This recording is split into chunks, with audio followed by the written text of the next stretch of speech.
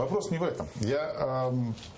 Вот эта вот потеря надежды вчера у всех киевлян, украинцев и свободных людей в мире, вот то, что произошло вчера, это действительно была потеря вот веры и надежды, вот какой-то последний, потому что Аркадий... Вот как Ирфан сказал, что как знамя вырвали. Да, они фактически вот украли надежду, и вот даже во многих семьях я слышал уже сегодня, уже люди рассказывали, что уже люди принимали решение уехать, да и у нас на телеканале уже принимали люди, некоторые вот думали уже о том, что действительно у нас, вот как бывает, все пропало, Потому что действительно здесь даже не в физическом присутствии самого Аркадия, а в том, что он делал. Он же, даже как он сам подписывается там, да, он подписывается писатель, журналист, военкор и диссидент. Он же действительно диссидент. Он поверил в свободную Украину, он приехал сюда.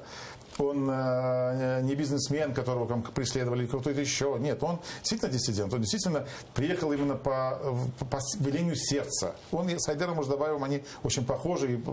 Ты уже давно в Украине, а мы, крымские татары, тоже уже давно в этой стране. Но Бабченко мог выбрать любую другую страну. Он поехал, потому что поверил.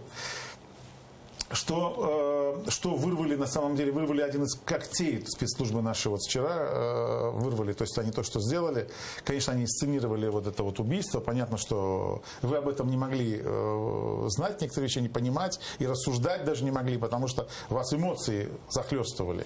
А по идее, вот это вот даже обращение в ООН Россия сделала, Матвиенко обещала помощь, да, обещала помощь, причем уже обсуждали, вот тоже Павел, то, что приехал, Каныгин, он приехал обсуждать перевозку тела Аркадия уже туда, потому что родители там, в России, да, к матери, да. И все это фактически вот было вот буквально вот несколько часов назад. И русские, вот несмотря вот на эти эмоции, вот несмотря на то, что, ну, русские в кавычках, конечно, именно Мордор, вот этот вот российский, который сегодня присутствует в лице Путина и его власти, они, несмотря на то, они знали, что за Аркадием стоит очень много людей, которые понимают, любят его, действительно искренне любят и верят в то, что он делает, и верят его словам, потому что он вел, они очень тождественны, Самина Акуева вел именно вот информационную войну, это настоящая война, и как Аркадий говорит, там, вот на войне, как на войне.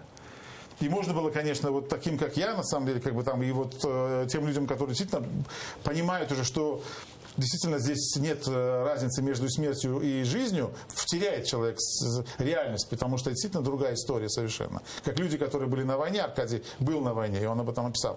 То есть они прошли катком, вот Мордор, этот российский, прошел катком, несмотря на вот на эмоции, на сердца, на судьбы этих людей. Он же убийством Бабченко он хотел пройти вот таким катком по всем нам. По всем. Да, вот мы сейчас об этом говорим, что это же не просто убийство одного человека, это теракт. Теракт. И дальше они хотели в ООН, они же подали в ООН заявление открыть уголовное дело там, о том, что вот Украина... Следственный комитет завел уже уголовное дело.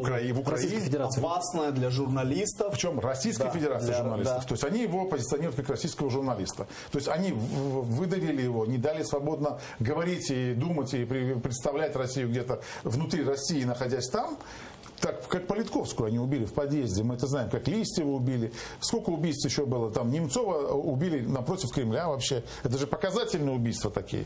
И Бабченко здесь, почему на мост выходили? То есть русские планировали действительно выкрасть у нас эту надежду, эту веру в то, что мы действительно двигаемся. То есть вот это вот несчастье, от несчастья к несчастью, я вот об этом говорил, ничего у вас не получится. Государство Украина нет. Что говорят спецслужбы России? Спецслужб в Украине нет. То есть, вот сейчас просил ты прощения, вот они хотели закрепить эту историю, они хотели украсть у нас надежду. Подчеркнуть, что нету государства, вот некоторых основных институтов государства в принципе, ну, конечно, а значит нет и самого государства. Конечно. И даже вот когда мы спорили днем, мы спорили вот вчера, я об этом говорил, и что, не может быть, то есть это, вот я не верил в это, и верить не мог, потому что, не складывался для меня определенный пазл, то есть в головах было у многих, в том числе журналистов, расследователей, вот тебя, там, Ференса возьми, Кристину, Айдера, Айдер в большей степени все-таки пребывал в эмоциональной состоянии. Не было вот самого понимания, вы потому что теряли надежду. И эта надежда не вчера была потеряна. Вы до этого тоже понимали, что когда вот эти вот убийства того же Шеремета, хотя... Конечно, сравнивать прям вот там тождественно, может быть, и не стоит. То есть Бабченко действительно на фронте, и действительно он воюет. И поэтому, хотя убийство любого журналиста, там, вот, начиная с Гангадзе, Шеремета и то, что покушались на Бабченко, это тождественные вещи отчасти. Так вот, у них это не получилось. Спецслужбы вырвали клык этот. Я даже щупальца его представляю, вот как блокада этих опор и торговля, это тоже щупальца Мордора, это тоже высасывание наших соков. И поэтому я думаю, что не только Бабченко день рождения сегодня, я думаю, что и... очень многих людей вообще с доброй волей.